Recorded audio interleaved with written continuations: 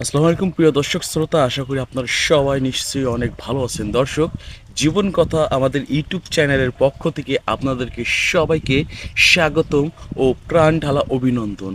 তার কারণ যারা আপনারা আমাদের ভিডিওগুলো দেখেন, আপনাদেরকে সবাইকে অসংখ্য ধন্যবাদ।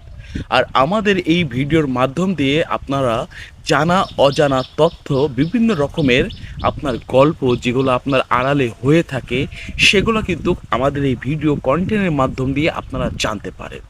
হ্যাঁ দর্শক, আপনারা বহুজন আমাদেরকে ইতিমধ্যে কমেন্ট করেছেন যে ভাই, দৌলতদিয়া পাটুরিয়া গলন্দঘাট রাজবাড়ী জেলা অর্থাৎ মানিকগঞ্জের এই পারে এই যে টিন শেটের বেড়া দিয়ে গড়ে উঠেছে বিভিন্ন রকমের ছোট বড় মাঝারি বিভিন্ন রকমের মেয়েরা এখানে বসবাস করে, এই সকল দৌলতদিয়া পাটুরিয়া গলন্দঘাটে এই খারাপ মেয়েরা কি মোবাইল ফোনটি কি কেড়ে নেয় কি না? তা দর্শক, আজকে আপনাদের এই কথার উত্তর নিয়ে আজকে আপনাদেরকে জানাবো। তো দৌলতদিয়া পাটুরিয়া গলন্দঘাটে যেটি আপনার রাজবাড়িতে হয়েছে, এই যে রেল লাইনের দু সাইডের বিভিন্ন রকমের আবাসিক হোটেল আছে, আবাসিক হোটেলের এক পাশে আপনার গলির মুখ দিয়ে ঢুকতে হয়।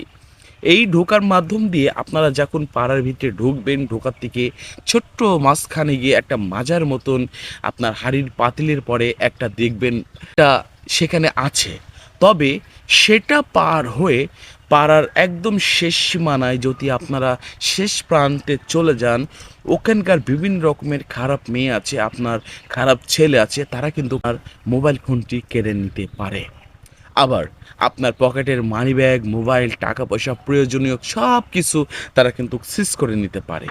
তাই সবাই দৌলতদিয়া পাটুরিয়া গলন্দঘাটে আপনারা যারা যাবেন, বিশেষ করে রেল গেটের থেকে যখন আপনারা পাড়ার ভিতরে ঢুকবেন, এই ঢোকার থেকে বেশি ভিতরে যাবেন না।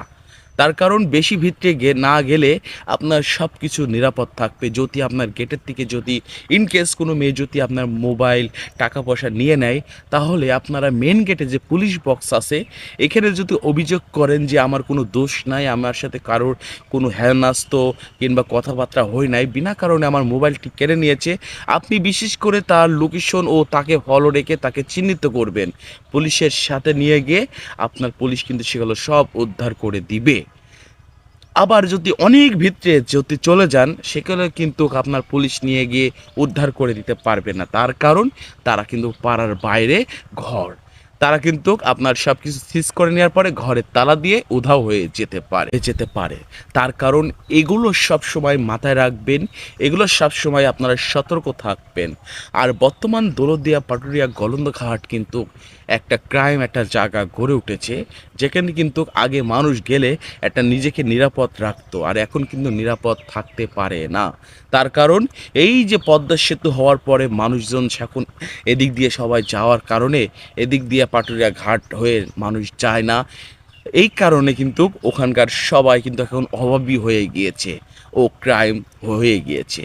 তাই আপনারা বিশেষ করে এই সকল খারাপ জায়গাতে, এই সকল বাজে জায়গাতে কোনো সময় না যাওয়ারই চেষ্টা করবেন। তার কারণ আপনি এইসব জায়গাতে গেলে আপনি একটা ক্রাইম সিন্ডিকেটের মধ্যে পড়তে পারেন, আবার আপনার শারীরিক একটা ক্ষতিগ্রস্ত হতে পারে।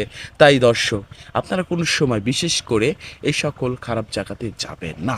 তো সে পর্যন্ত সবাই ভালো থাকবেন, সুস্থ থাকবেন, দেখতে থাকবেন আমাদের ইউটিউব চ্যানেল। অবশ্যই ভিডিওটি যদি ভালো লাগে লাইক, কমেন্ট ও চ্যানেলটিকে সাবস্ক্রাইব করে আমাদের সাথে থাকবেন, দেখতে থাকবেন। পরবর্তীও আবারও আপনাদেরকে সচেতনমূলক আবারও আপনাকে সাবধানতা করে দেওয়ার জন্য আমরা আপনাদের মাঝে আবারও হাজির হব। আল্লাহ হাফেজ।